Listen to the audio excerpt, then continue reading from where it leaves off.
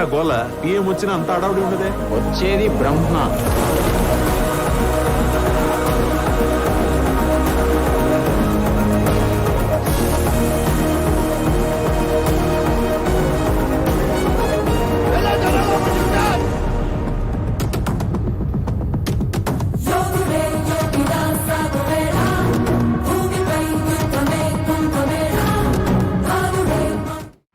ఆంధ్రప్రదేశ్లో గత వారం 10 రోజుల నుంచి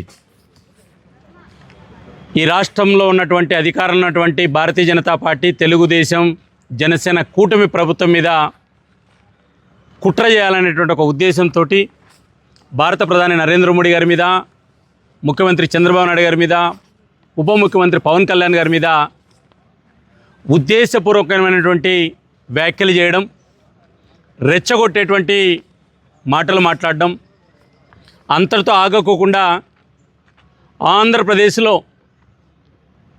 కులాల మధ్య, మతాల మధ్య చిచ్చు పెట్టాలనేటువంటి ఒక ప్రయత్నం, కోట్ల మంది ఆరాధ్య దైవంగా ప్రేమించేటువంటి భగవాన్ శ్రీరామచంద్రుడి మీద, హిందూ ధర్మం మీద కుట్రపూరితమైనటువంటి వ్యాఖ్యలు జరుగుతున్నాయి.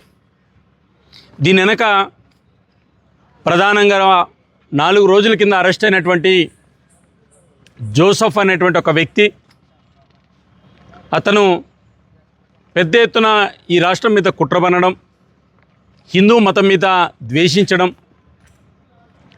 స్వామీజీలు, సన్యాసుల మీద, దేవాలయాల మీద దాడులు చేయాలని ప్రేరేపించినటువంటి విషయంలో ఈ మధ్య అరెస్ట్ కావడం జరిగింది.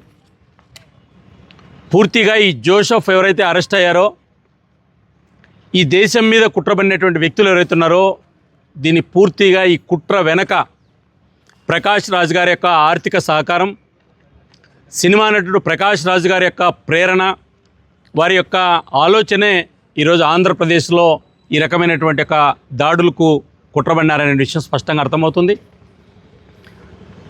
నిన్న అరెస్టు చేసినటువంటి యొక్క జోసెఫ్కి సంబంధించిన విషయంలో గత వారం రోజులుగా ఆంధ్రప్రదేశ్, తెలంగాణలో అనేక మందికి ప్రకాష్ రాజ్ గారు ఫోన్లు చేయడం, ఆంధ్రప్రదేశ్ ప్రభుత్వం మీద ఉసికొల్పడం, ఈ దేశానికి వ్యతిరేకమైనటువంటి చర్యలు చేయడం అనేటువంటిది కొన్ని ఆడియోల ద్వారా కూడా దొరకడం జరిగింది. ప్రకాష్ రాజ్ గారు ఇది మొదటిది కాదు. గతంలో అనేక సందర్భాల్లో హిందూ సమాజాన్ని విచ్ఛిన్నం చేయడానికి, ఈ దేశానికి వ్యతిరేకంగా ఉమర్ ఖలీద్ లాంటి ఒక దేశద్రోహులు ఎవరైతే జైల్లో ఉన్నారో వాళ్ళకి మద్దతు ఇచ్చినటువంటి చరిత్ర ఆయనకుంది. అందుకు ఈరోజు ప్రకాష్ రాజ్ యొక్క చర్యల మీద భారతీయ జనతా పార్టీ నుంచి నేను వ్యక్తిగతంగా ఈరోజు పోలీస్ స్టేషన్లో ఫిర్యాదు చేయడం జరిగింది. తక్షణం ప్రకాష్ రాజ్ గారిని అరెస్ట్ చేయాలి, దేశద్రోహ సెక్షన్లు ఆయన మీద పెట్టాలని, ఆంధ్రప్రదేశ్లో జరుగుతున్న అలజడులకు మొత్తం కారణం ప్రకాష్ రాజ్ గారు మాత్రమే. ప్రకాష్ రాజ్ గారితో పాటు అనేక మంది దీని కుట్రలో పాత్రధారులు, సూత్రధారులు ఉన్నారు. ప్రధానమంత్రి గారి మీద, ముఖ్యమంత్రి గారి మీద, ఉప ముఖ్యమంత్రి గారి మీద ప్రకాష్ రాజ్ కుట్రబన్నాడు, హిందూ ధర్మం మీద కుట్రబన్నాడు. కాబట్టి చర్యలు తీసుకోవాలని కోరడం జరిగింది. రెండో విషయం,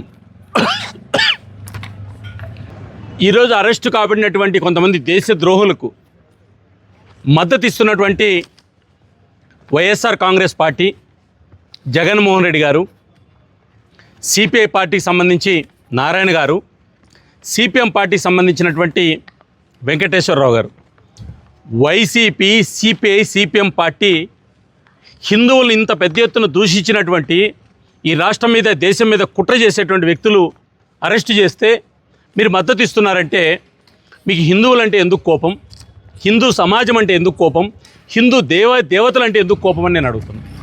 2, ఈరోజు జోసెఫ్ లాంటి వ్యక్తికి మీరు మద్దతు ఇస్తున్నారంటే, ఆయన అరెస్టును ఖండిస్తున్నారంటే, ప్రకాష్ రాజ్ లాంటి వ్యక్తులకు మద్దతు ఇస్తున్నారంటే స్పష్టంగా ఈ రాష్ట్రంలో మీరు ఎవరి వైపు ఉన్నారనేటువంటిది వైసీపీ, సిపిఐ, సిపిఎం పార్టీలు స్పష్టంగా ఈ రాష్ట్ర ప్రజలకు ఏమి చెప్పదలుచుకున్నారో చెప్పమని చెప్పి నేను గుర్తు చేస్తున్నా. ఇప్పటికైనా CPI party, CPM party, YSR Congress party, ఈ 3 పార్టీలు చేసిన తప్పుకు క్షమాపణ చెప్పి భవిష్యత్తులోనైనా సరే ఈ రకంగా దేశద్రోహులకు, ప్రకాష్ రాజ్ లాంటి విచ్ఛిన్నకర శక్తులకు, లేదా ఈ దేశం మీద ఈ రాష్ట్రం మీద దాడి చేయాలనేటువంటి వ్యక్తులకు ఏకంగా ప్రధానమంత్రి, ముఖ్యమంత్రి, ఉప ముఖ్యమంత్రి లాంటి ఒక వ్యక్తులకు కాదు పదవులకు గౌరవం ఇవ్వమని చెప్పి నేను ఈ 3 పార్టీలు కూడా గుర్తు చేస్తున్నా. లేదా ఈ రాష్ట్రంలో వైఎస్ఆర్ కాంగ్రెస్ పార్టీ, సిపిఎం పార్టీలను ఈ రకంగా మద్దతు ఇస్తే సమాజం క్షమించదనేటువంటి విషయాన్ని కూడా గుర్తు చేస్తున్నా. హిందూ సమాజం మిమ్మల్ని ఎప్పుడు కూడా ఉపేక్షించదనే విషయం కూడా గుర్తు చేస్తున్నాను.